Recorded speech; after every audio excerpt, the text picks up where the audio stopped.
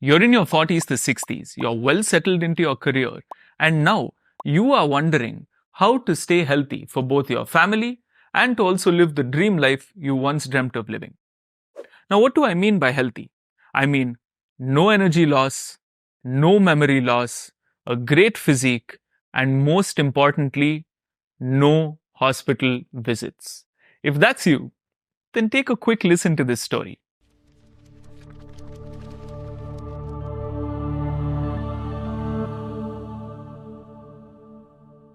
Michael, a well accomplished and wealthy individual in his 70s, has come to visit his friend John, who's in the luxury ward of a very well known hospital. And as soon as Michael walks in, John looks at him and he says, "Michael, my boy, it looks like we both ran marathons, except you ran one last week and I ran one in the 1950s. And despite the seriousness of the situation, the 65-year-old friendship between these two men make them laugh as if nothing mattered. And then Michael looks at John and he says, "Well, things aren't so bad for you. And I've heard that the smile of these nurses are to die for." And what can I say? Hey, even if you're 70, men will be men. But John looks back at Michael and he says something very serious.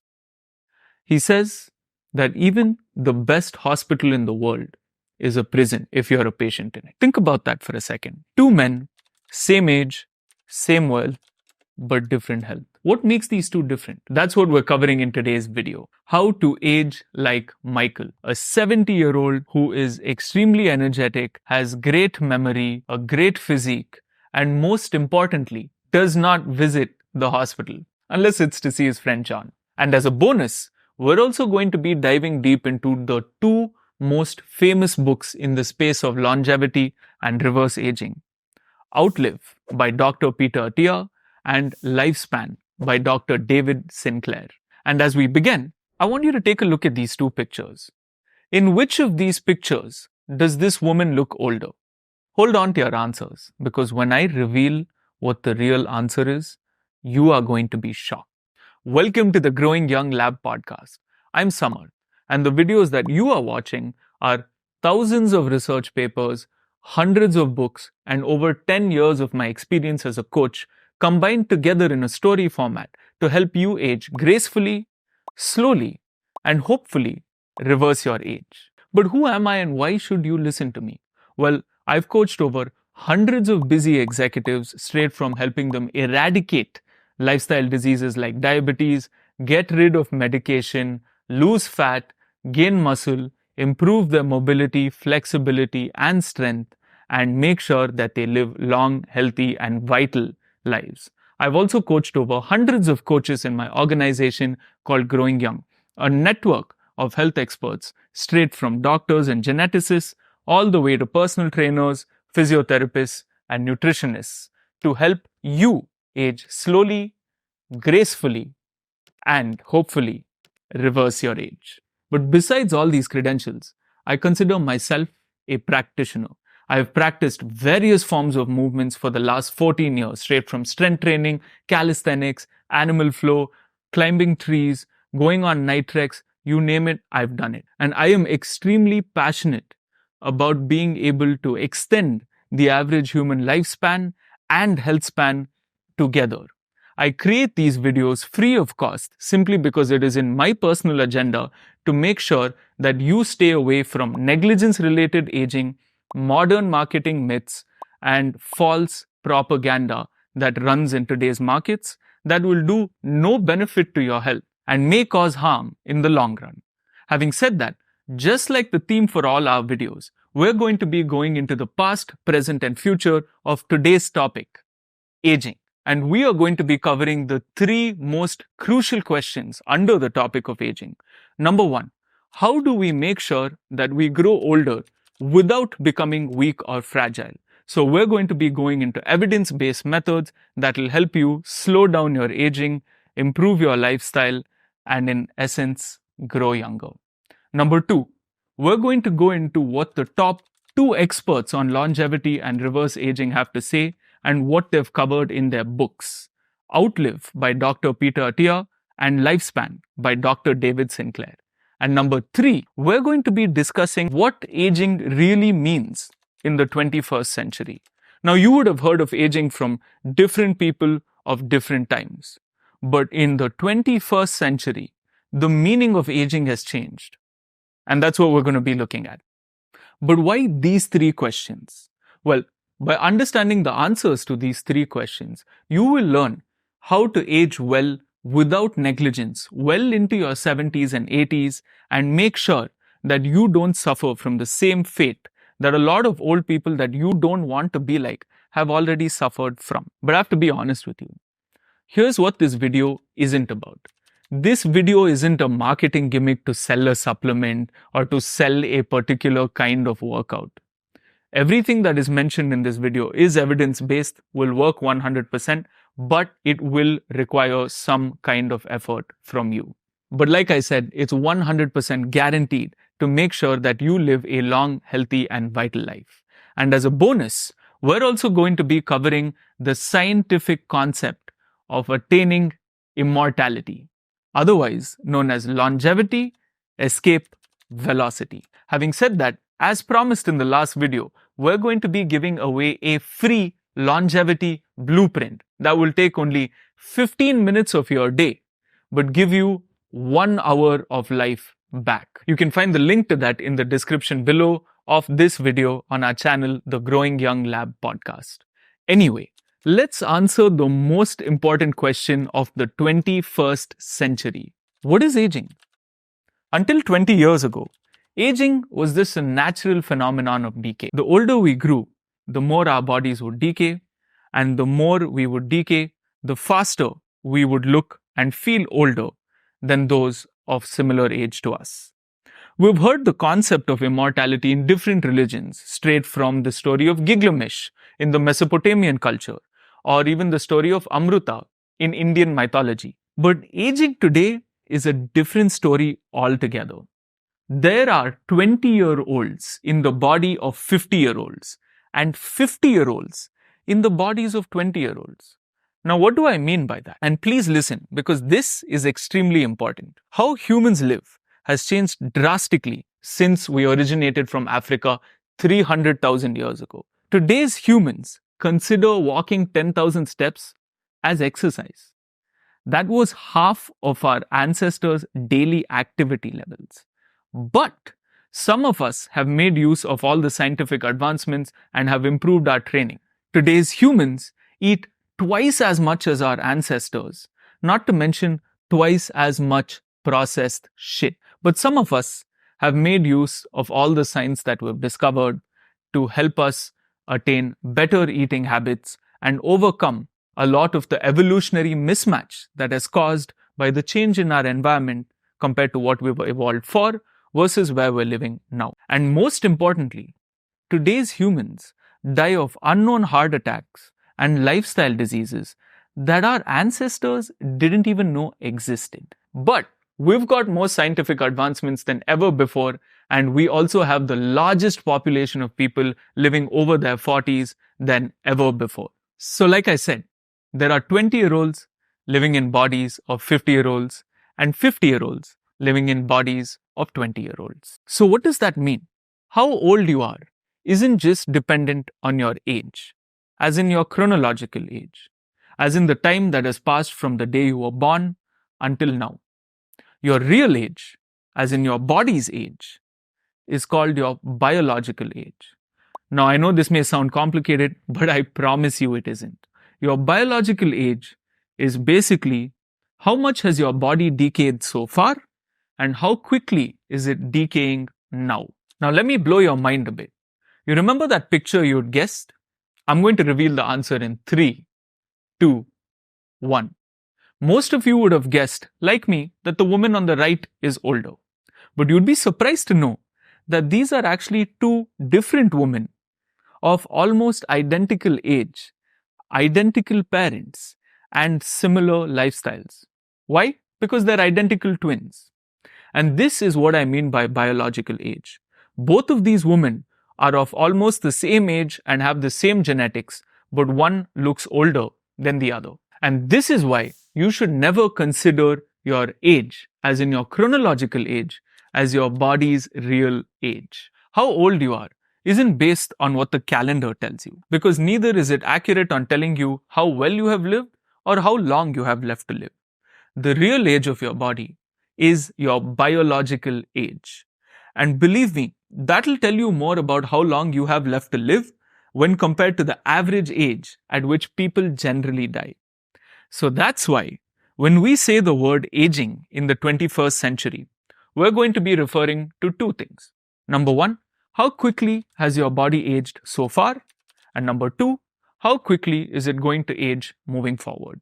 But why is knowing about aging even important to us? Why can't I just eat, sleep, and stay physically active and hope for a good life like my ancestors? In case you haven't seen the previous video, you need to understand that our lifestyle is drastically different from what we evolved for. And as a result, we as humans are far different from our early ancestors in many ways. The modern day human obviously has to keep a track of their sleep, their activity levels, and their nutrition. Except now, the problem is that we have a surplus of options, whereas our ancestors were evolved to deal with a scarcity of options. But we're also plagued with pollution, microplastics, and modern day lifestyle diseases that our ancestors hadn't even heard about. So trust me when I say this, the future of our daily lifestyle is only going to get worse. As in, the food that we're going to eat is only going to get more genetically modified, the pollution around us is only going to get worse, and most of us are going to be consuming more microplastics than ever consumed by a human being in history. And the saddest part about this is that most human beings don't even know what we're going to age from or what diseases we're going to get from all these new modern interventions that we have in today's lifestyle.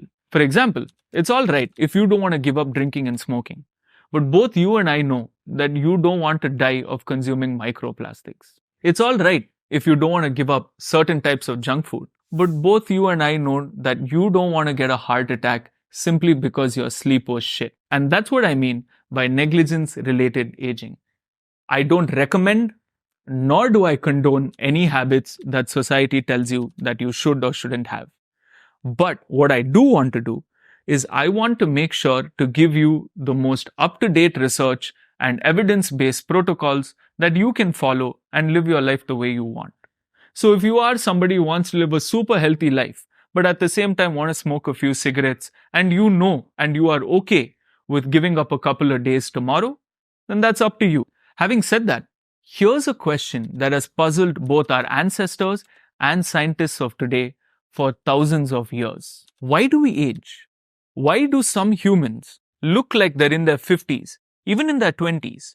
And why do some humans look like they're in their 20s, even in their 50s? Most people would answer that question by saying the word genetics. But that's only partially true. And scientists believe that there are 7 different theories as to why we age. Don't worry, we're not going to cover all 7 of them today, but we are going to cover the 3 theories as to why we age, according to David Sinclair in his book Lifespan and Peter Attia in his book Outlive. Number 1, the mitochondrial theory of aging. So you felt a dip in your energy levels as you moved into your 40s, 50s or 60s. And even if you haven't, you've heard people around you of that age tell you that their energy levels are declining. Well, that's where the mitochondrial theory of aging comes in. If you didn't know, the mitochondria is the powerhouse of the cell. Basically, the mitochondrial theory of aging suggests that the mitochondria become less efficient as we age, which results in low energy levels and increased damage to the mitochondria over time. That's the mitochondrial theory of aging. And if you're curious to check the studies, check the references that we've put in the description below. And we'll get into how you can reduce and even maybe reverse the damage that you may have done to your mitochondria for whatever reasons in the later part of this video. So make sure you're paying attention. But for now, let me ask you a weird question. Why do we get random hair strands on our body as we age? World's longevity and reverse aging expert, David Sinclair, claims that as we grow older, our body loses the information that makes us who we are, otherwise known as the loss of youthful epigenetic data. Hold on, what the hell did I just say? Don't worry, I'm going to break it down in very simple terms as we move through the video. But for now, let me explain with an example. Sadhguru says that when you eat a carrot, you don't become the carrot. The carrot becomes you. Now, this intelligence that your body has that make who you are is what we consider epigenetic data. We'll speak more about how awesome your epigenome is as we go through this video. But for now, understand that when you are younger, your body is great at making more of your cells. It's highly efficient. But as you grow older, your body's ability to make cells or to make building blocks that make you who you are decreases. Because of that, it leads to a lot of other aging-related issues such as hair loss, sagging of skin, slower recovery, and a less optimal metabolism. And that is the information theory of aging. We'll get into how to measure and fix this loss of information that may have been created due to your lifestyle, like I said, later in this video, so keep paying attention. But before that, let's talk about the last theory of aging for the day, the inflammation theory of aging, otherwise known as inflammaging. Here's something you might have noticed. If you're in your 40s, 50s, or 60s, you would have noticed that your immune system and your metabolism aren't as optimal as they used to be. But why is that? The inflammation theory of aging, which is supported by thousands of doctors worldwide, including doctors like Dr. Mark Hyman, suggests that poor lifestyle factors as you grow older create chronic low stress throughout the body, and this causes accelerated aging. What the hell does that mean? Basically, when you get a cut, the skin around the cut swells up. That is called acute inflammation. Now imagine much smaller swellings all around the insides of your body. That is what low chronic stress inflammation is. But why is inflammaging considered so damaging? Because when your body is chronically inflamed on the inside, even though it is low stress chronic inflammation, it signals to your immune system that something is wrong, and that is why the body is inflamed, which leads to impaired functions, and that leads to accelerated aging. Having said that, it goes a little bit darker because scientists have claimed that it can lead to Alzheimer's, Parkinson's, heart issues, and certain types of cancers. But with that being said, it's important to remember that each of these theories apply to all of us, whereas some may apply to more and some may apply to less, but all of these theories apply to all of us broadly. Okay, Samarth, now we know what aging is. And if our chronological age doesn't matter, how can we measure our true age, our biological age? If you don't care about measuring your biological age but still want to get healthier and improve your overall body conditioning over time, then skip this part and go to the part where we discussed evidence-based tools. But I highly recommend you watch this because without measurement, it's really difficult to say whether you are succeeding in this endeavor of becoming healthy. Now, I'm going to talk about two tests that we use worldwide. Number one, telomere length testing. I can't believe I'm saying this, but telomere length testing isn't an accurate way to describe your biological age. For those of you that don't know what telomeres are, imagine your DNA to be a shoelace, right? Tiny threads that are weaved together to form who you are. Your telomere is basically that little plastic cap that goes at the end of the shoelace, which protects the shoelace from being damaged over time. Or another simple example is that you imagine your DNA to be a USB stick with all the memory of you in it. And your telomere would be the cap that covers the USB from getting damaged. So telomere length tests basically examine how quickly your telomeres are shortening to tell how quickly you're aging. In simple words, the faster your telomeres lose length, the faster you're aging. But sadly, this isn't as accurate as we thought. Why? Simple answer. Because telomeres vary too much based on lifestyle and environment factors to deem it accurate to determine someone's biological age.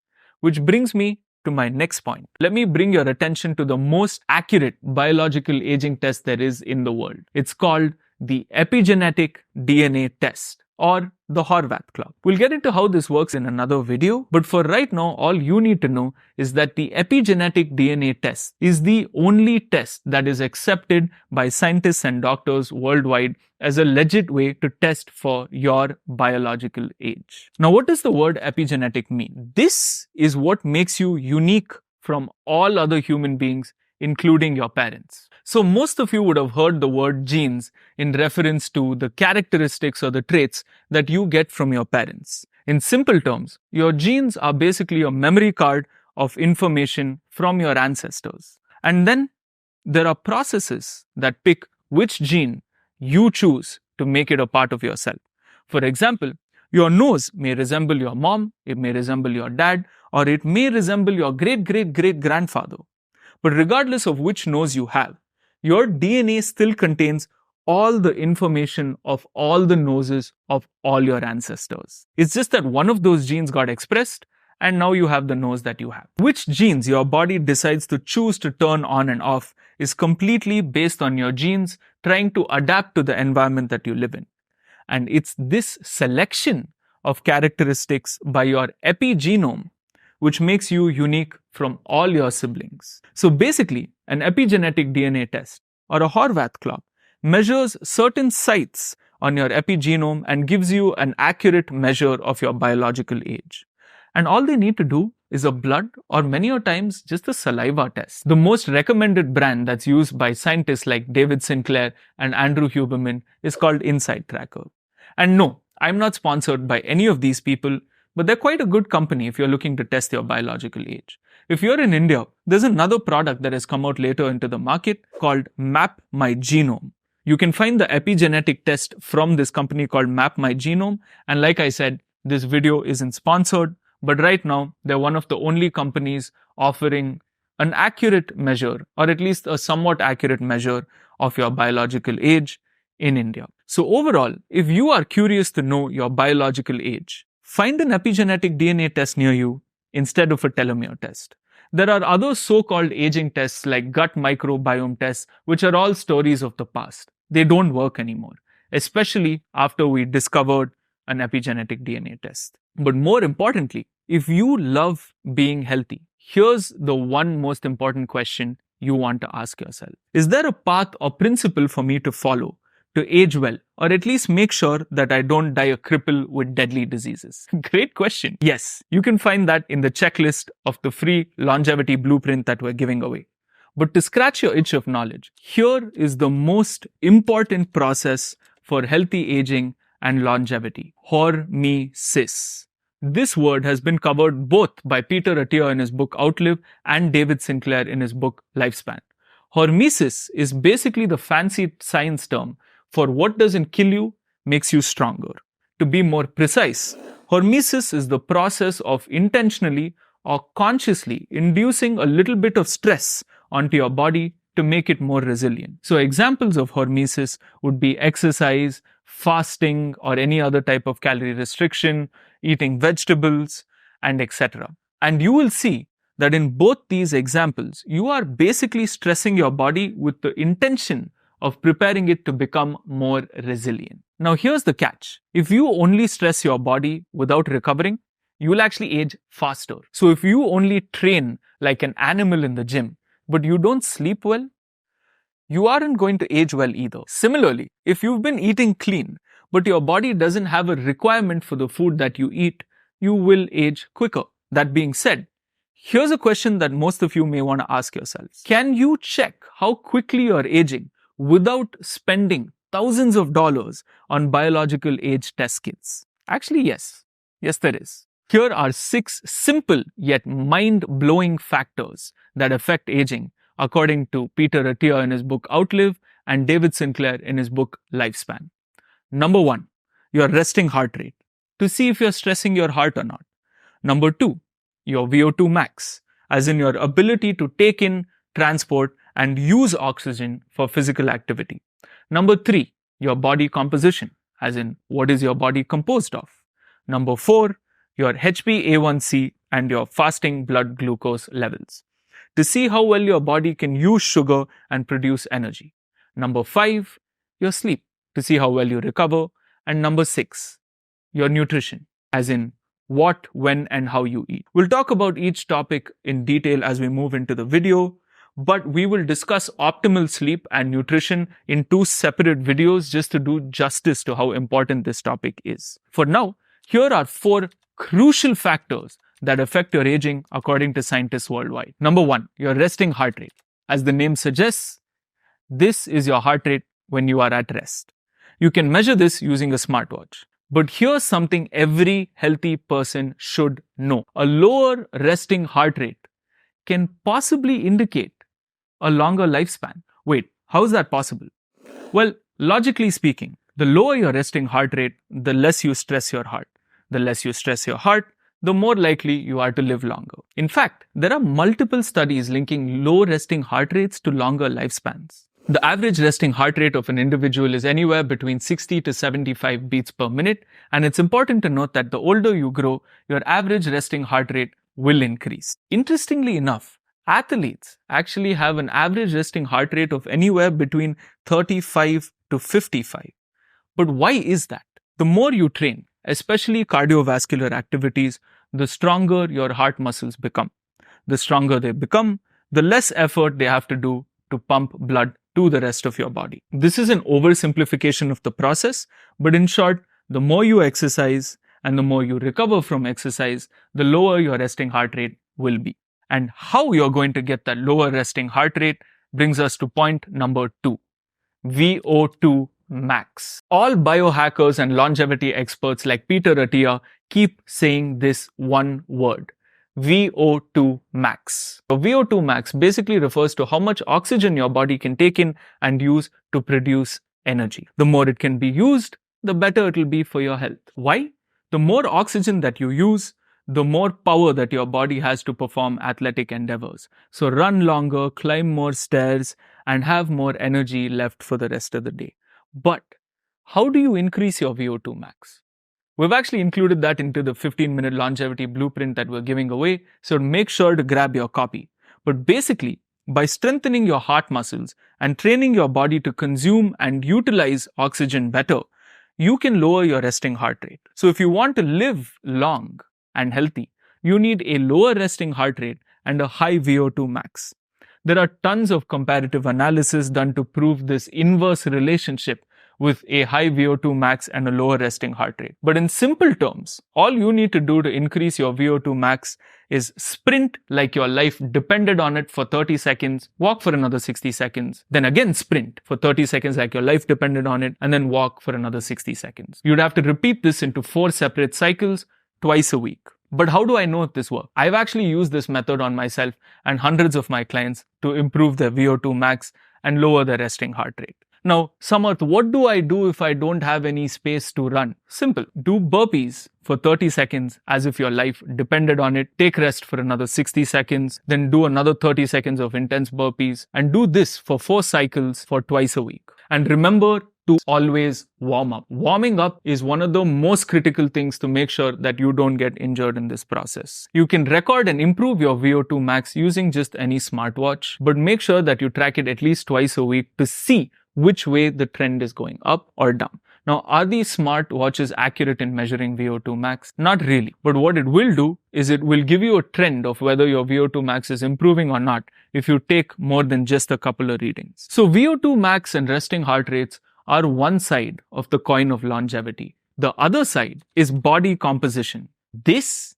is one of the most important factors when it comes to longevity, according to Peter Attia in his book, Outlive. Body composition. And I need you to listen carefully because you do not want to miss this. Body composition basically refers to what the word says. It's basically what your body is composed of. How much muscle you have, how much fat you have, how much water you're retaining, how much bone mass you have. All of this is put in under the umbrella term body composition. This is why you should never measure your weight loss in terms of kilos. When you track your weight loss in kilograms, it's hard to tell what kind of weight you're losing. Is it muscle? Is it water? Is it fat? Who knows? Most people think that the body is extremely efficient at burning fat. So if you start increasing your daily steps and reduce your overall food intake, maybe like reduce your sugar, most people think that all the weight that they lose is fat, which is not true at all. In fact, most people will lose at least 1 kilogram of muscle for every 3 kilograms of fat lost. And it's even more important to note that as you age beyond your 40s, most people think that the body is extremely efficient at burning fat, whereas that's not the case. So if you think that just by eating less sugar and walking more, your body will burn more fat, that's most of the time not true. In fact, if you are not losing fat the way it is supposed to be lost, which is to make sure that you're doing a lot of VO2 max training and a lot of strength training, eating the right amount of protein and sleeping well, you are likely to lose at least 1 kilo of muscle mass for every 3 kilos of fat. This actually becomes worse after your 40s, especially for men, because we go through muscle loss far quicker as we age. Why do the most notable doctors, scientists, and coaches keep telling you to gain muscle mass? There are actually two important reasons for this. Number one, the more you age, the less muscle mass you will have. And the less muscle mass you have, the more likely you are to lose bone mineral density as you age, otherwise known as osteoporosis. And it also decreases your metabolism because you have low muscle mass. Number two, the lesser muscle mass you have, the worse your energy levels become, the worse your sleep becomes, and you become less insulin sensitive. One stupidly glaring fact that I'd like to mention is that many people are too scared about becoming too bulky as they try to strength train and eat enough protein. That's ridiculous. That's like running for 2 days and saying that you'd beat Usain Bolt when he's on steroids. And we're going to do a completely different video to find out whether your dream physique or your coach is on steroids, so you can set realistic expectations for yourself. But for now, know that if you start lifting weight in your 40s or 50s, you already can't hit your genetic potential, even if you ate, slept and trained perfectly for the next 20 years. Actually, you would only gain a maximum of 7 to 14 kilos of muscle with 4 to 5 years of consistent, hard and effective training. But having said that, even gaining 2 to 3 kilos of muscle mass will make your metabolism far better, it will improve your sleep, and it will make you way more insulin sensitive, which means your body becomes better at processing carbohydrates. We'll dive deep into how you can increase muscle mass without any injuries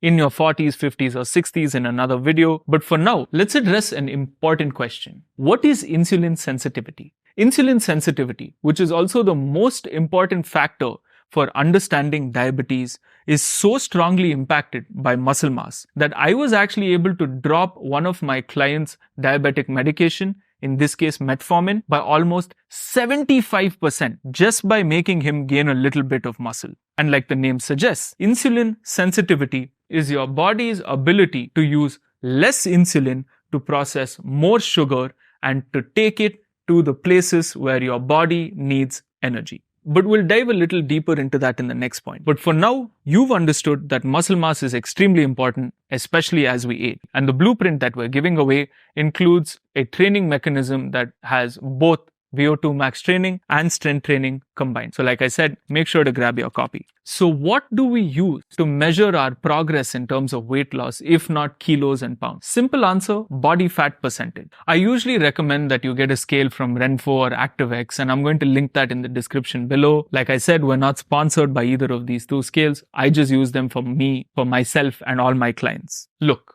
when you measure anything in biology, it's always important to measure it multiple times over many days to see in which direction the trend is going. If you take a single reading, it's hard to tell whether you are doing better or worse than before. Having said that, if you want to avoid being crippled by aging, here's a crucial question to answer. How much muscle and body fat should I generally have? Now let me put this into a matrix that I call the MFM matrix, the muscle fat matrix.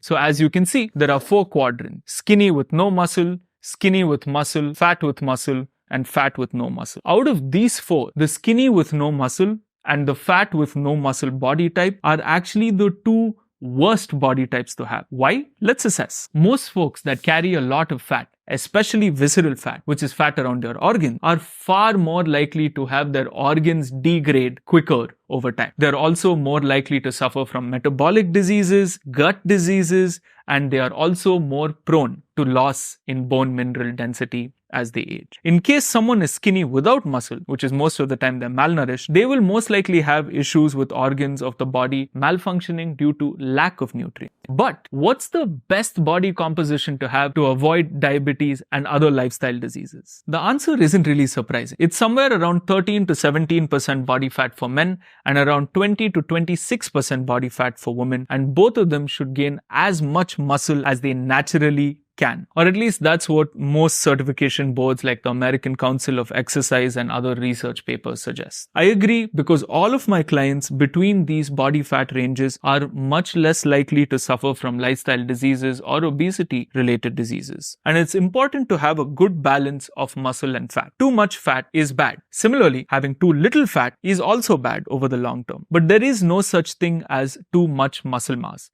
especially if you're gaining it naturally. The more muscle mass you have, the less likely you are to age quickly. We'll get into how you need to eat to gain muscle mass quickly in another video, but here is one fantastic benefit of having muscle mass, which brings me to the fourth point: having optimized HbA1c and fasting glucose level. Now, what the hell do I mean by HbA1c? Whenever you hear the words fasting glucose or HbA1c, which stands for glycated hemoglobin, you need to understand that both of them are related to how insulin sensitive you are. Your fasting blood glucose is a short-term measure of how much sugar there is in your blood, and your HbA1c is actually the 3 to 4 month or the long-term measure of how much sugar has been in your blood. So, if you're worried about getting diabetes or you think you may already have diabetes, check your HbA1c levels and your fasting blood glucose levels. And if they are high, gain as much muscle mass as you possibly can, as quickly as you can naturally. But how does muscle mass help optimize your HbA1c levels? Basically, when you train your body to gain new muscles or stimulate the ones you already have, they have a increased demand in the body for glycogen, which basically means your body breaks down glucose into fuel to help your body use it for your activities. And get this, if your body is using or storing the glycogen that's there in your blood, there's less chances of having glucose floating in your blood, which is what causes high HbA1c and high fasting blood sugar levels anyway. The average ranges of fasting blood glucose and HbA1c varies according to gender and age, so you can find that over here. So pause the video and take a look if you want to know more. The higher your HbA1c and your fasting blood glucose is, the more likely you are to be diabetic. And even if you aren't in the diabetic range, you might be aging faster if you have higher HbA1c levels. How so? Now think about it like this. Higher amounts of sugar in your blood leads to more sugar getting attached to other molecules like proteins or lipids in your blood. The more they attach to such molecules, the more impaired those molecules become over time. So basically, you have impaired molecules with sugar stuck on them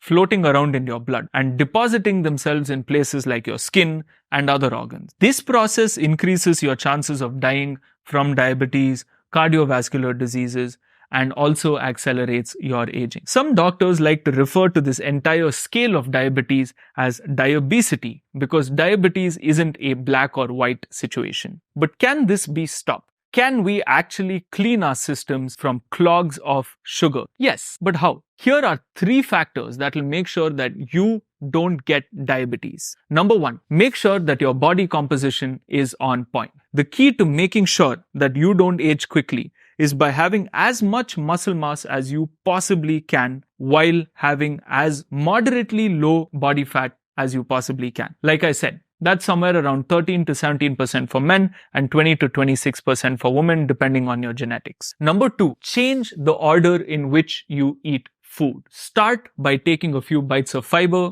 then a few bites of protein, and then go on to eat your carbohydrates. Just by doing this one simple hack, you will avoid your blood sugar from spiking much higher than it should be. Number 3, drink enough water. How much water you're supposed to drink is basically based on your height, weight, and activity levels. But an easy rule of thumb is to make sure that you drink more water if your urine is bright yellow, and to drink less water if your urine is completely transparent. That's it. With that being said, we'll dive deep into nutrition and sleep in other videos just to give importance to what they really mean in the science of longevity. But right now, I need to tell you something insane. According to reverse aging expert Aubrey de Grey, the first 1,000-year-old is only 10 years older than the first 150-year-old. Now, what the hell do I mean by that? Imagine being a 90-year-old who's going trekking with his grandchildren and enjoying the wealth that he made for himself. That's where we've headed as human beings. Here, I introduce to you the term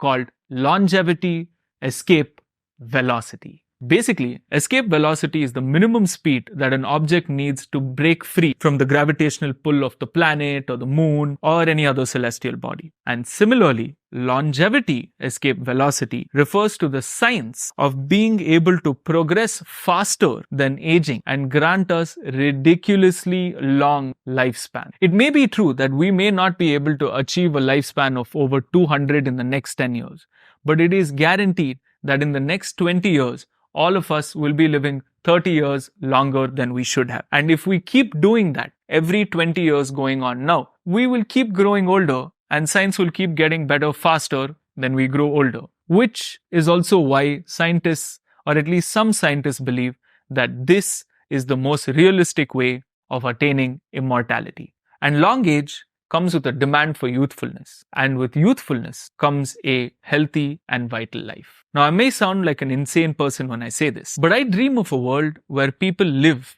till 150 in their 30-year-old bodies. And for the first time ever recorded in human existence, we are finally reaching longevity escape velocity. Having said that, let's answer the single most important question for all of you. How can you avoid aging like that one old person who can barely walk, barely remember anything, and can barely hold their piss so that they need a bag attached to their penis? How can you make sure that you're not that person? I've actually broken it down into the 4 most crucial factors that you need to improve to make sure that you don't age like shit. So the first thing that a sadly aged person does is that he doesn't drink enough water. As you grow older, you tend to drink less water. Now, why is that? Because when you age, your sensation of thirst actually decreases, which is terrible for your overall well-being and your skin. Now, if you're one of those people who don't like the taste of water, then it sucks to be you. Because our ancestors spent thousands of years just walking around the earth looking for clear water. So for fuck's sake, please drink the right amount of water. Because there would have been a certain point of time where you looked at an old person who was just being dizzy and you would have thought that it's due to old age. Whereas in reality, they'd just forgotten to drink water and they felt dizzy because of it. And he wasn't even able to tell that he was dehydrated because that's how old he was. And neither did he watch this video. So what does the amazingly healthy 70-year-old do? He drinks enough water to make sure that his urine is somewhere around pale transparent. Not bright yellow or not too transparent. No shit. Let's move to the next point. The old unhealthy person that you don't want to be like is malnourished or obese or both. Needless to say, the older you grow, your desire to eat decreases. But why is that? There are actually 4 factors for this. Number 1, decreased hedonistic quality. So the older you grow, the more number of times you've eaten, the less satiated or the less satisfied you feel with eating the same food. Number 2, decreased demand. Your body has less muscle and moves less as you age if you're an unhealthy adult. So it demands less food. Number 3, increased activities of satiety factors. When you're young, food is one of the only things that you can immediately get joy from. But as you grow older, there are other habits like having sex or making sure that you're going out with your friends that make you feel more satiated. So food really isn't as important as it was when you were younger. And number 4, decreased feeding drive. As in your dental issues, your hormonal changes, and your desensitized taste buds will make you want to eat less as you age. All these factors add up to the concept called anorexia of aging, which is the science term for loss of desire to eat as you age. So what does the amazingly healthy 70-year-old do? They spend a couple of years gaining muscle, getting rid of visceral fat, and improving their overall movement quality. Now, what do I mean when I say movement quality? I mean your ability to balance, stabilize yourself, take immediate turns, gain immediate control of your body when you're feeling lethargic, and everything else that comes into moving from one place to another. Now look, I understand that a lot of this advice that I'm giving may sound generic, but that's really because there are no quick fixes to living a long, healthy, and vital life. But awareness on what to do, and more importantly, what not to do, will make sure that the effort that you're putting in will not go to waste. Which brings me to the second last point. The old unhealthy person you don't want to be like is constantly negative, saying that they want to die early and making the life of others around them more miserable. You'll notice that this point isn't related to the individual's personal health, but is the basis of his social health, which is critical for longevity. In fact, it's so critical that an 80-year-old Harvard study confirmed that the most important factor when it comes to aging well and wanting to live long actually comes from having more friends and having a great social circle. No shit. Think about it for a minute. The more people that you like and the more they like you, the longer you'll want to live to have better experiences with them. It's that simple. So what does the smart, healthy 70-year-old do? They make sure that they are generally positive on their outlook and are making friends frequently. Now, if you expected this answer, wait till I get to the last point, which is the old person that you don't want to be like doesn't sleep well. They continue to ignore their sleep and have shitty days as a result of it and fall sick more often. Now, it's important to mention that as you age, your quality of sleep can actually go down. Now, why do I say that?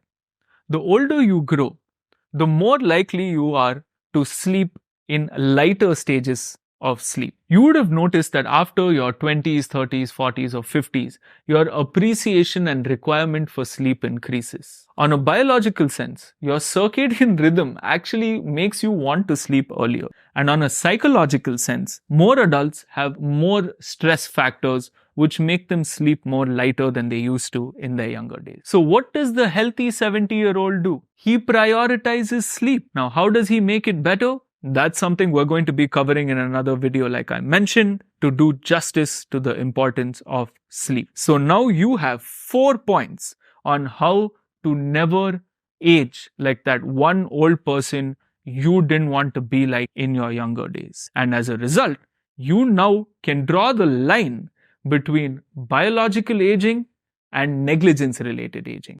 And it's like I always say, the age of obeying death is gone.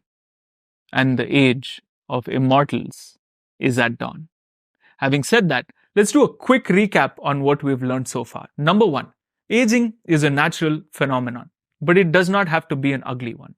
Number 2, there is a fine line between aging and negligence-related decay. Number 3, our real age isn't our chronological age, it's actually our biological age. Number 4, currently, epigenetic DNA tests are the most accurate way to measure your biological age. Regardless, number 5, there are 6 major factors that affect how quickly you're aging. Number 1, your resting heart rate. Number 2, your VO2 max, your body composition, your HbA1c and fasting glucose levels, your sleep, and your nutrition. Number 6, there are 4 major differences between a healthy 70-year-old versus an old, crooked, and tired 70-year-old. And that's improved body composition, better sleep, optimum nutrition, and optimum hydration. If you can optimize these, you will be way ahead of the aging curve compared to most of people on this planet. Number 7, the human race is closer every day towards longevity escape velocity. So it's best to expect to live a longer, healthier, and more vital life than you thought you would. Now, having said that, in the next video, we're going to be drawing out the aging timeline. So basically, you'll know everything that happens between your 40s to 50s, 50s to 60s, and so on, all the way till 100. And we're also going to cover everything straight from why do people get wrinkles? How effective are eye and ear exercises that most doctors recommend to improve your senses as you grow older? Why do your legs and arms become thinner as you age? How to avoid age-related bone mineral density loss? All the way to the aging of skin, bones, muscles, brain, and changes in senses like our eyes, ears, taste as we mature into our late 80s and 90s.